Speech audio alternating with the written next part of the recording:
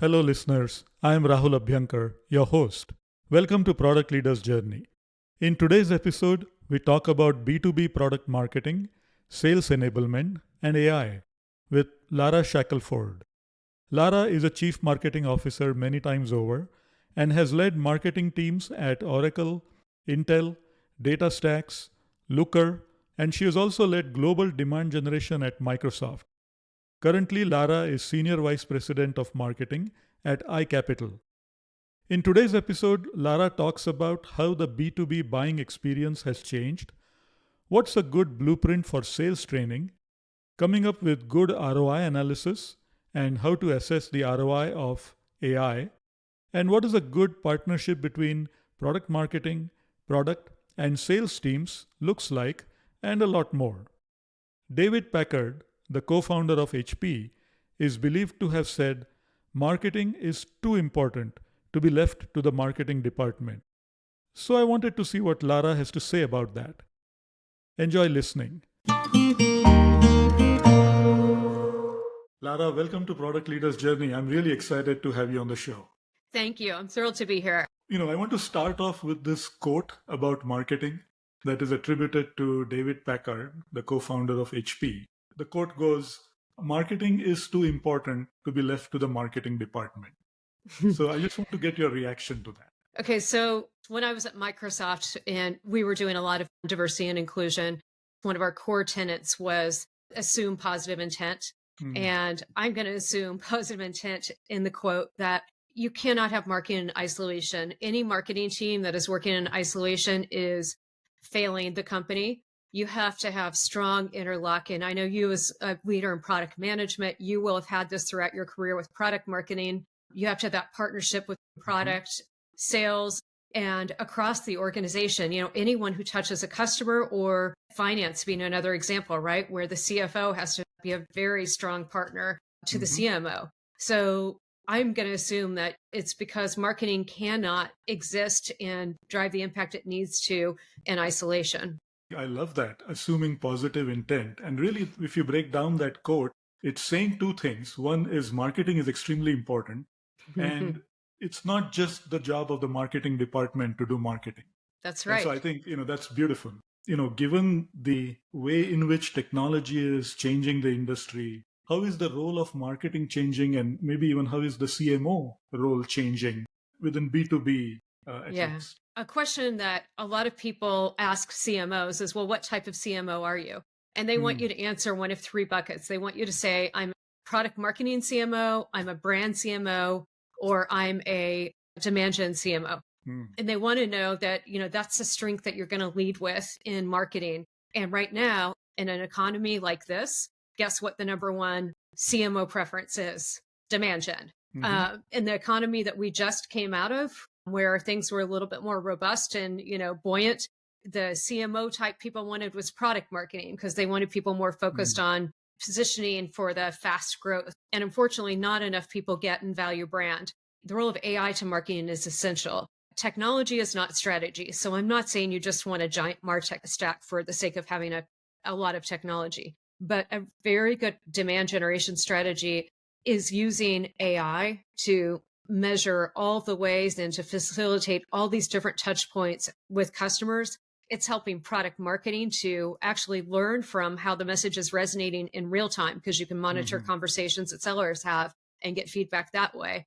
You can adjust your ICP, your ideal customer profile now can be constantly checked in real time, which is, in the past, I'm going to go way back to my first role in demand gen in 2005 at Microsoft. And we spent months creating these personas and doing research, and then we printed them out and we stuck the images of these personas on our walls. Right. And we used them for years. And now personas can change, pretty dynamically as behaviors change, as audiences, evolve. Now, AI is the facilitator of that. And we certainly have a strong role in terms of helping provide AI literacy to the organization. So many directions we could go there right. from that particular statement. But I want to pick up on what you said about the ICP and the personas and the work that you did. All the hard work that has gone into defining the ICPs to granular level of detail and putting those ICPs up on the walls you could end up being in a situation where that knowledge about the ICP stays siloed, right? It's essential to have go-to-market teams and then to align the business to a rhythm. I'll give you an example. At one of the largest tech companies in the world where I worked recently, I formed go-to-market teams where I would get people who were in sales, in pre-sales, in support. I would get people across the organization. And by getting a cross-section of people involved in having input to the go-to-market strategy and then helping us execute it and holding each other accountable to it, part of that plan is communication, right? Communicating the ICP, communicating what we're learning about the behavior of the ideal customers and how messages are resonating with them.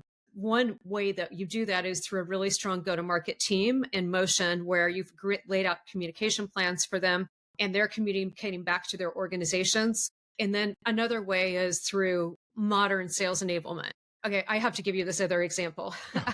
Yeah, sure. I joined a company and we were getting ready for launch. My team had signed up to deliver 380 pieces of content for the sales team for launch. Okay. Wow. What sales team in the world is going to use 380 pieces of content? No way. And they didn't.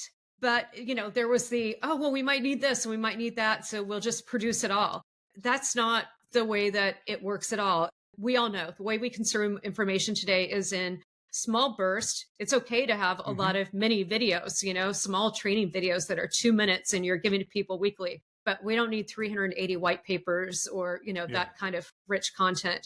And that's the same thing with the ICP is just being able to go, have sales training where you're updating people regularly, sellers, anyone who's touching a customer or part of that customer experience, giving them the information in little sound bites that they can use and continuously receive the information. So a lot of it is, the short videos, smaller pieces of content that are easily consumed.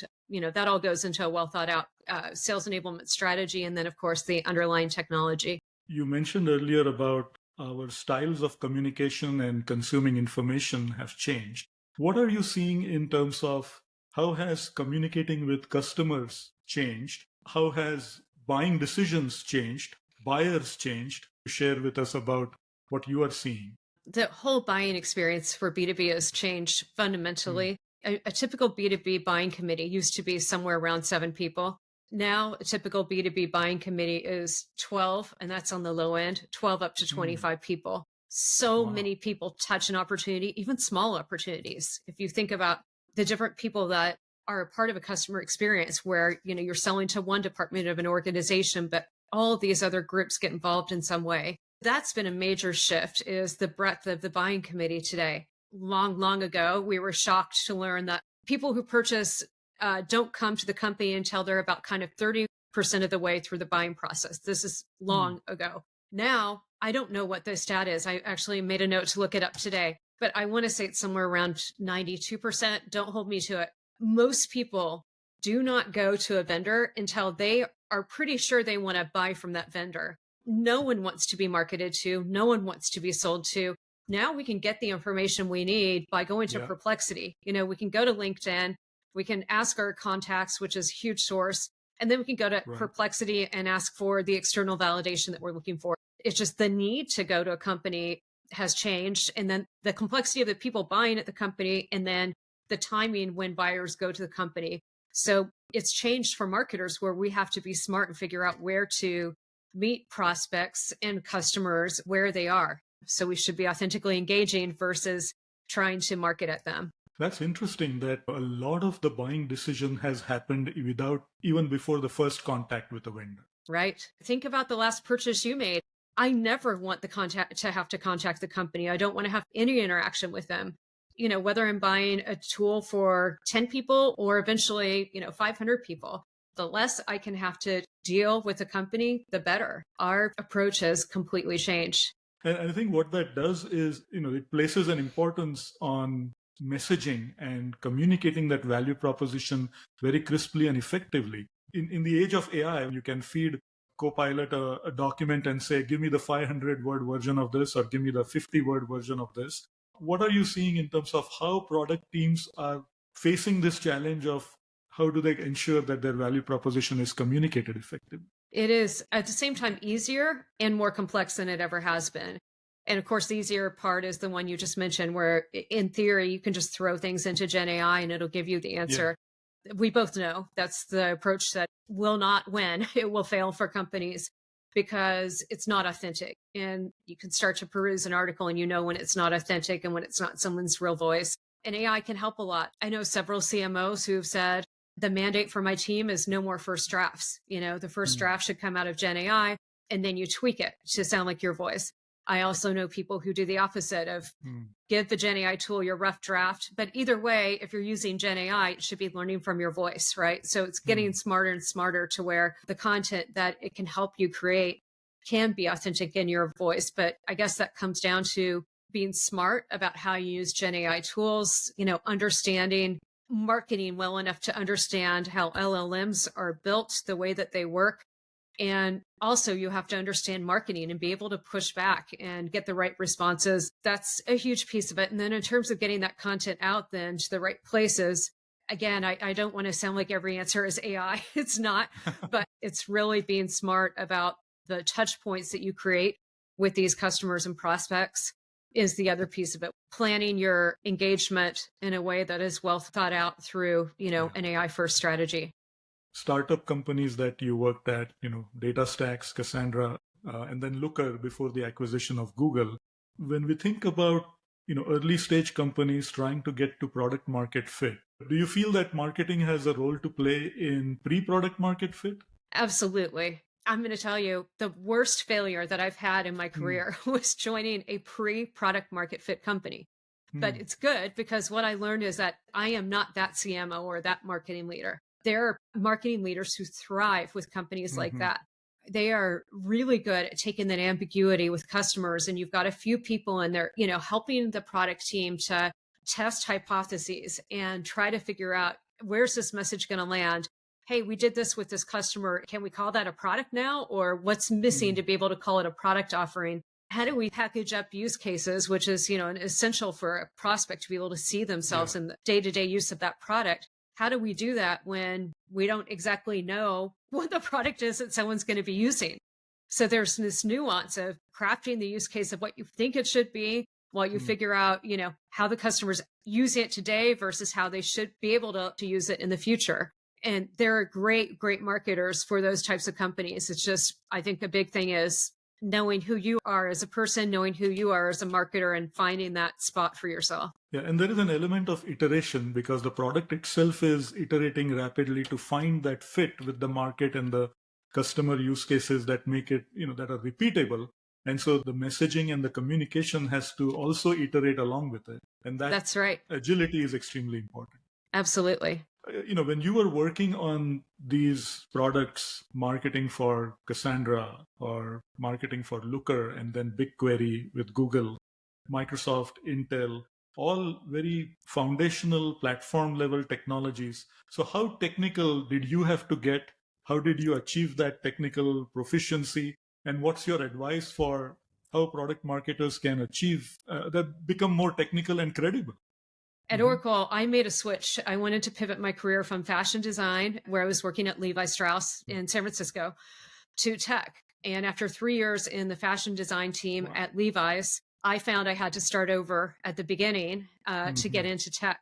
So I got a job at the call center at Oracle answering phones. I was a BDR for their partner business. And they were technical people who wanted advice. Hey, I'm trying to build this internet application. This goes way back. And, you only license your database per user, but, I'm going to have 200,000 users using 1,000th of your database, once a month, whatever the model was, but it was complex. They would call in and expect that kind of advice from my team and I literally just learned it on the job. You get the call and I don't even know what the word is, terrified, don't know where you're going to go. And somehow you find the answer and then you do it again and you do it again. And eventually you become proficient in the product and the technology. So anyone who's thinking of a career in tech, I think a great place to start is any kind of BDR role where you can get that start in the company. You no better way to learn the product in the company. Another example I want to give you is when I led marketing for Datastax, we also did training. Cassandra is a highly technical technology. And I had a training director that I hired who knew the technology.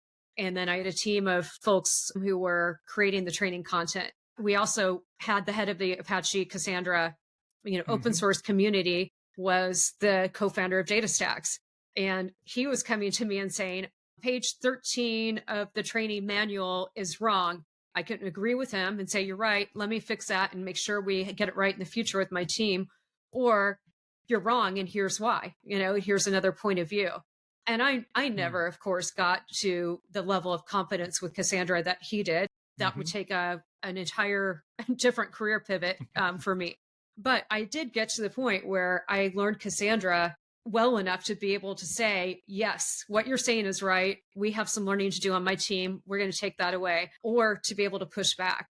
And I know the first time I pushed back with him, I was terrified and so excited at the same time that I could do that. And that happened again through just being willing to dig into it and understand the product and read and try to use it as best I could. And I think with anything, it's just a willingness to dig in and experience the product in any way that you can. Then I joined one of the largest tech companies in the world. Our product marketing team was not quite the partner that they should have been with product management or with sales. We had a bit of a gap in terms of technical knowledge on the product marketing team. I went to the head of sales and said, okay, as your new business partner, point me to the person who can enroll me and my team in your most technical training. And they said, no, you can't go to that. You don't even want to go. You'll never be able to perform at that level, understand that level of the technology. And I said, we're going to teach it. This time next year, we're going to help you, the team, teach it. So send us now so that we can learn how to teach it. And we went through the training. And of course, half of it, your eyes are glazed over when it's brand new to you. After the course, we went and we presented it to each other as a team. We learned it together as a team.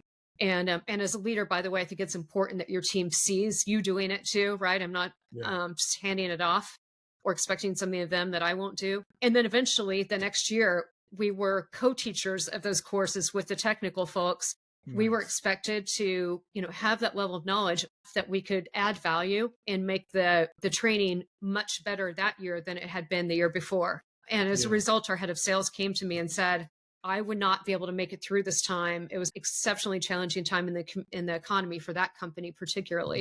And she said, I couldn't do this if you all hadn't gained that technical knowledge that you did. So I think the answer is push through and dig in and get real world experience in any way that it takes. Wonderful. And I think, what you said about product marketing not being a good partner with product management and sales, but just taking a step back, what does it mean for product marketing to be a good partner with product management and sales? You gave me the easy one. I know what it looks like when it doesn't work. And I know when it works, it is a beautiful thing. On the product management side, we got to the point where we could push back on product management. And we had a seat at the table when they were planning their roadmap. They would come to us and say, hey, here's what we just found out is going to happen in 3 years' time. These are some of the things we will think will benefit customers. They would come back with highly technical versions of it that didn't convey value for customers. Now, it was our job to take that and turn it into, messaging that would resonate for customers, that would show value. But we still needed to be able to pull out something that we could turn into value, right? I went back to the head of product management at that company and said, here's what it looks like for you to give us enough information when you learn about the product that we can then go and message it. We'll have a seat at the table when you're learning about it. They brought us into those planning roadmap conversations, but then there was always a point of handoff and delivery. And I gave them the template and I then pushed back. I would work with a product management person, one of the best, who'd been working on this product for 30 years. No one in the world knows it better than this person. But it also means he knows it so well. He speaks it at a level that has to be translated for people. We got to the point where he would tell me, oh, well, it does this and this and this. And I would just sit there and smile and wait. And he would say, well, okay, what that means is this. And I was closer. So what does that do for people? And then he would give it to me. Eventually, we got to the point where they would give it to us in the way that was clear in terms of what the value could be for customers. By being a partner in that and establishing those boundaries, it really helped them see us as an equal in the process versus someone that they just said, hey, here's the stuff, go and copy and paste this into some white papers and, we've done your job for you, was kind of the way it worked before. That was on the product management side. And I can tell you about sales, but I'll take a breath there. No, that's great because, the question really is, in order for product management and product marketing to really work effectively and work very well together, each side has to have an appreciation and way to think about how they could play that role a little bit, not entirely, but a little bit, right? So you gave examples about product marketing becoming more technical, learning about the product and extending themselves into the product technical domain. And similarly, product managers need to understand enough about how their product is being marketed, the value proposition is being communicated, and how can they extend onto the marketing side a little bit so that that collaboration becomes a lot more successful, right? That's exactly right. Yeah, that was well said. One of the things I always said to our product team is, we're not there yet, but when we're there, we should know your product second best to you in the company. Engineers are going to know it the best, then product management, but then it should be product marketing. And it shouldn't be a matter of, we were so far disconnected, right? We should be as close to their level of knowledge as anyone could be, not being in their shoes. And then on the sales side, there's a lot to say about the sales and product marketing partnership. The way that I can tell you if a product marketing team is adding value to the sales process, if a sales team is going to product marketing and bringing them into their opportunities instead of going to product management, yes, there's always going to be a time where they want the product manager in the room, right? But a lot of times where the product marketer can represent the product very effectively and be a great partner to sales, that means that product management and sales trust you. Man, that's very well said. Lara, when it comes to sales enablement and sales training, is there a blueprint that you've evolved from all your experience working in all of these companies where, if you put that blueprint in front of people and say, here's where product management, product marketing, engineering come together and contribute to make this sales training the best sales training ever? What does that blueprint look like? Real use cases that the sellers can use in their conversations, not just technical white papers. They need decks that go into technical detail. They need all of the tools at their disposal. But I think really arming them with the use cases so that they can talk to the customer in the context of the customer's day, and help the customer see technology helping to solve their problem. And I've seen this many times. It still happens all over the place where sales enablement can almost be like an order taker to sales. The example where I joined the company, we had the launch, we had signed up to deliver 380 pieces of content, right, for the sales team for launch. Made no sense. What does make sense is one, having that plan of training people, giving them the technical resources, the sales tools they need, helping them understand the use cases in the context of, their customer's day, giving them resources and tools in a way that they can consume them, giving them content and sound bites. Here's your 2-minute video weekly. Here's something that you consume briefly. And here's a place where you can find it easily. And, and of course, I'm going to bring it back to AI, but having a good content management system for the content that you've created where you can measure how content is used. You can have the content rated. You're constantly serving up the best content for the situation based on what you've learned about what's resonating with customers. And AI is, of course, behind all of those things. So that blueprint is really speaking in the voice of the customer, giving the sales teams the right tools, but not all of them, help them to continually be smarter and smarter as what's resonating with customers. One of the tools that I've seen very effective is ROI calculators. And, how do customers understand the ROI from the investment that they're making in the vendor's technology? What's your advice in terms of how do you really come up with a good ROI analysis for a customer? This brings me back to my roots. So I love that you brought this up. Early in my career, I ran what was called the ROI program for Oracle.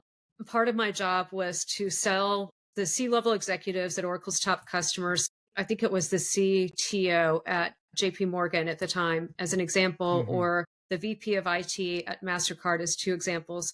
I would sell them on us going in and sending in a team of consultants to go spend somewhere of like 6 to 8 weeks investigating their business processes and their financials, which you can imagine that's a lot for a company, especially Oracle didn't have the reputation as being the company you want to come in and, dig into your financials. But we put, guardrails in place. We would get them to agree to let us come in because it would help them. VeriSign was an example. We were able to go in. They had made a lot of acquisitions. They were getting hammered by Wall Street saying that you made all these acquisitions and you haven't monetized them. We went in and did this ROI study, and we were able to show they actually brought together, I can't remember how many different instances of ERP into one. In doing so, they gained X efficiency and returned X value back to the business. Here's a process that took me 12 hours, and this person makes X hundreds of thousands of dollars a year, X dollars an hour, and it takes them this number of hours to do it. You have this many people doing it, and you start to get into the area of being able to attach actual value to the processes that you've been able to improve or businesses that you've been able to expand into. And so that was a long, long time ago that we were doing those ROI studies. Those became the feeder for the Oracle advertisements where you would walk in the airport and see, University of Pennsylvania saved 34%, things like that. But now it's funny because the fundamentals don't really change. It's how you get there. In AI, a lot of people want to know, if I'm implementing an AI strategy, what's the return that I'm going to get for it? Still, there are unknowns. I can't tell you what business that you're going to discover that you can create because you gained efficiency here and freed up resources to focus here and gain more insight into this data. But on the efficiency side today, I can tell you, if you take these 5 use cases and implement them tomorrow, over the next 30 days, you can save these dollars. It's actually fairly easy to start to quantify that for organizations. So that's where the fundamentals don't change. We're people trying to become more and more efficient and create more space to be able to add more value to the organization. So earn more revenue, grow the business, reduce costs, become more efficient. Is there any other aspect of ROI? I'm getting my master's in AI at Oxford right now, and you could have taught one of the lessons that we had recently. It was all about exploit and explore. And exploit is this idea of exactly what you said, of let's figure out where in the business we can create efficiency, where we have redundancies, where we can get smarter and exploit those resources. By exploit, meaning make them better, make them more efficient, save money. And then on the other side of it, on the explore side, that's where you're figuring out what new markets can we enter into that we weren't aware of. What products do we have?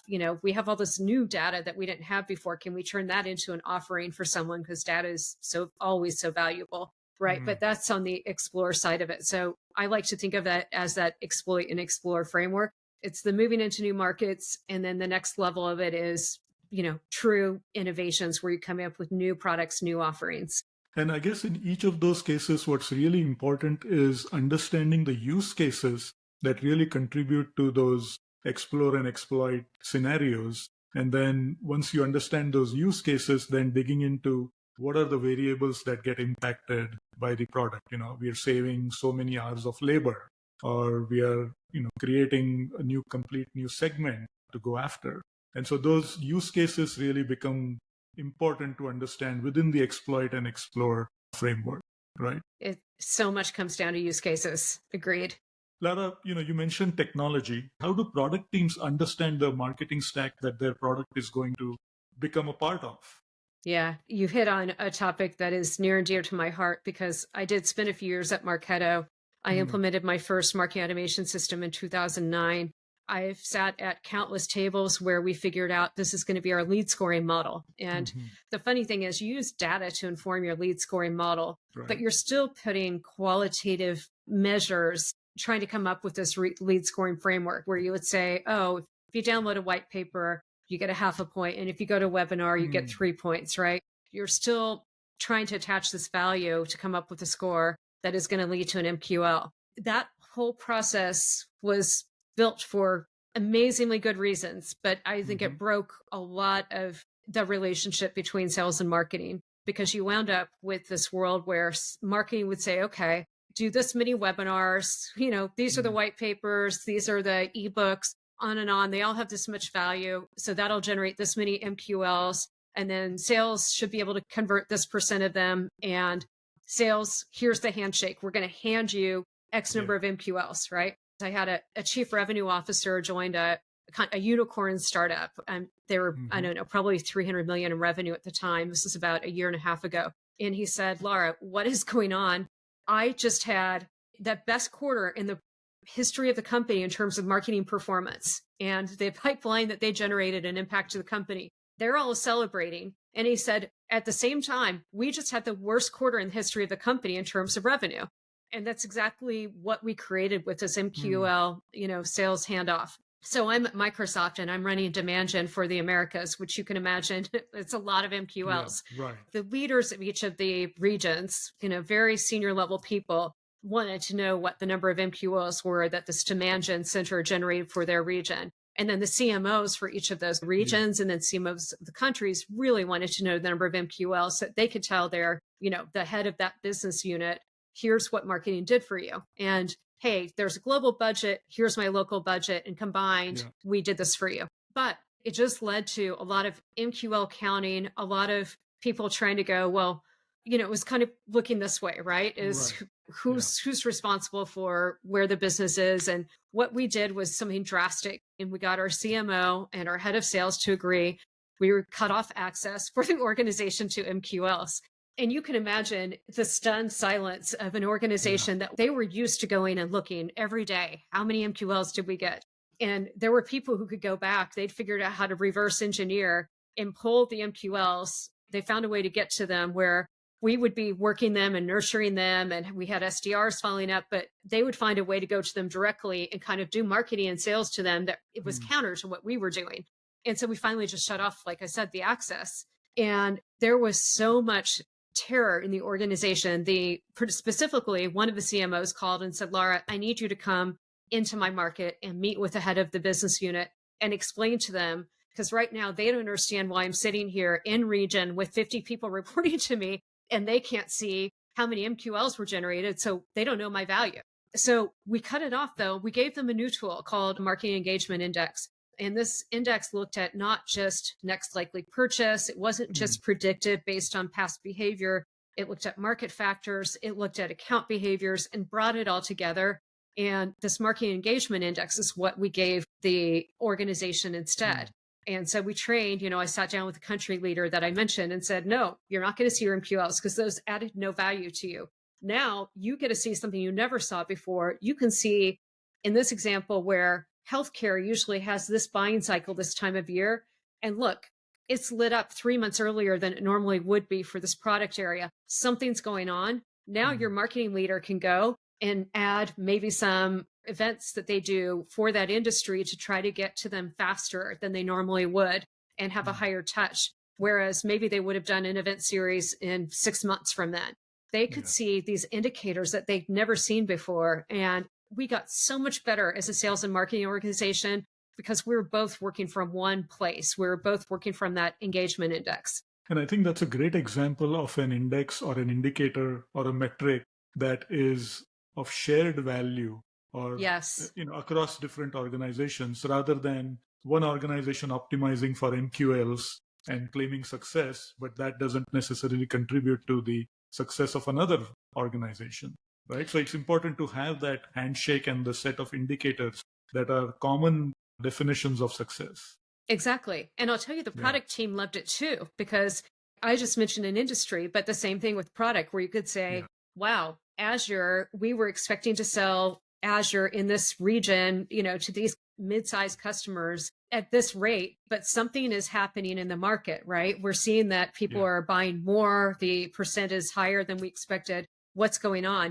We could start to dig in and we could start to market to it. We could figure out how can we take what's happening in LATAM and bring that to the US or vice versa. So it was this index that worked across the beautiful trifecta of marketing, sales, and product.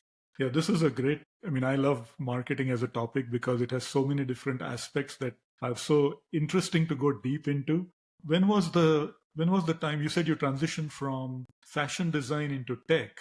Did you feel like an underdog at that point, making that transition? And how did you overcome, or what were any sources of inspiration that helped you overcome that?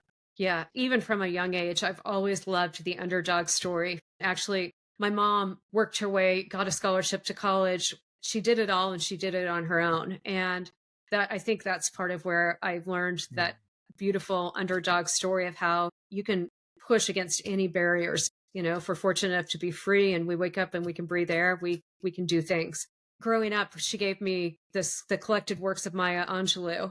One of the books, I Know Why the Caged Bird Sings, just sat with me so much. I then looked for underdog stories throughout my life. Nelson Mandela and A Long Walk to Freedom. That book, I swear I read that one every 6 or 7 years over again. Take so much inspiration from it. So when I made the transition from fashion design to tech, a friend's boyfriend knew of a team at Oracle that was being newly formed and was hiring. When I went to interview, the folks said, "You seem like a go-getter, you're enthusiastic, but do you even know what a database looks like?" And they asked me, there was a whiteboard, could you draw? I went up to draw, and then they took what was next to me and they drew. We all know what a diagram of a database looks like. They said, okay, now I know what it looks like. And I said to them, though, I said, look, I've been selling green jeans at Levi's to little boys' moms, and they're not that attractive. They're these dark green jeans. And I exceeded expectations. I actually helped to turn around the business with a Sears national account, which at the time Sears was huge for Levi's. Yeah.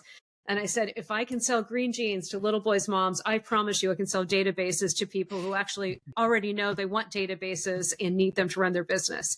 And so it's part of it is that having the courage to step out of your comfort zone. It's having the conviction in yourself that you don't know, but you'll do what it takes to figure it out. That's carried me through my career. Wow, beautiful. That's a beautiful story. Thank you so much, Lara, for taking the time. Really appreciate you being on this show, and it was a great conversation. I loved it. So thank you. Hi there. This is Rahul Abhyankar. Hope you enjoyed listening to this episode. You will find the notes at productleadersjourney.com.